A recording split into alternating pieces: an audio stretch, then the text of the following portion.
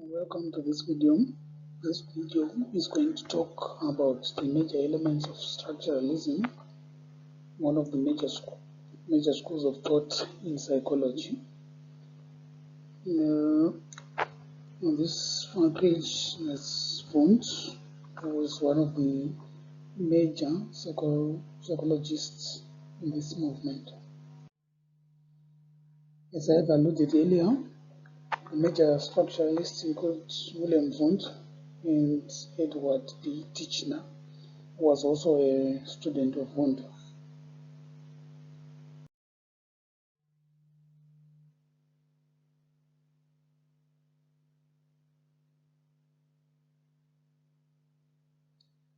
The key issues in structuralism include that in 1879, at the University of Leipzig in Germany, Wundt set up the first psychology laboratory, which established psychology as an independent discipline. He defined psychology as the scientific study of conscious experience, and to Wundt, the goal of psychology was to analyze consciousness, breaking it down into its basic elements. So in the early 1800s, Wundt's students went across Germany, Europe, and America, establishing laboratories that formed the basis of psychology as an independent discipline. Introspection is a major element of structuralism because it was the method in which they studied conscious experience. And in this method of study, structuralists used to study the various elements or structures of human consciousness. The subjects were always trained, and they combined with careful control and organization of the stimuli in which the subjects experienced. It is important to note that introspection was purely subjective. It was a purely subjective experience of rhythms in sound and physical characteristics. One of the major influence of Wundt was that he influenced psychology to a great extent and is considered the founder of modern psychology.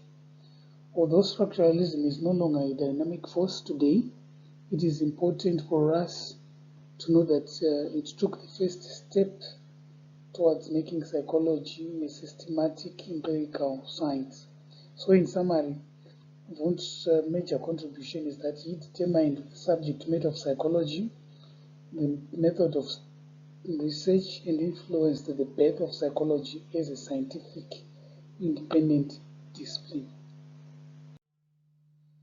And the contribution of structuralism as a school of thought to psychology is that it gave psychology its first laboratory, and even today there are so many psychology laboratories dotted around the world, and that idea of having psychology as an experimental study started with structuralism.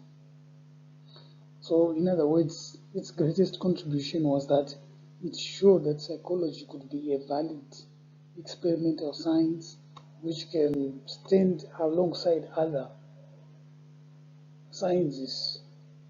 So structuralism played a role in the drive of making psychology a more experimental science.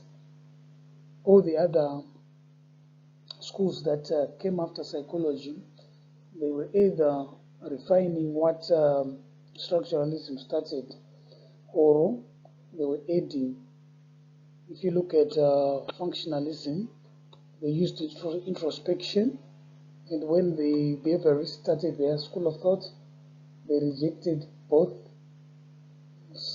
introspection, which was being used by the structuralist and functionalist, and refined it to come up with experiments in the experimental psychology. Thank you. That's it for us today on structuralism.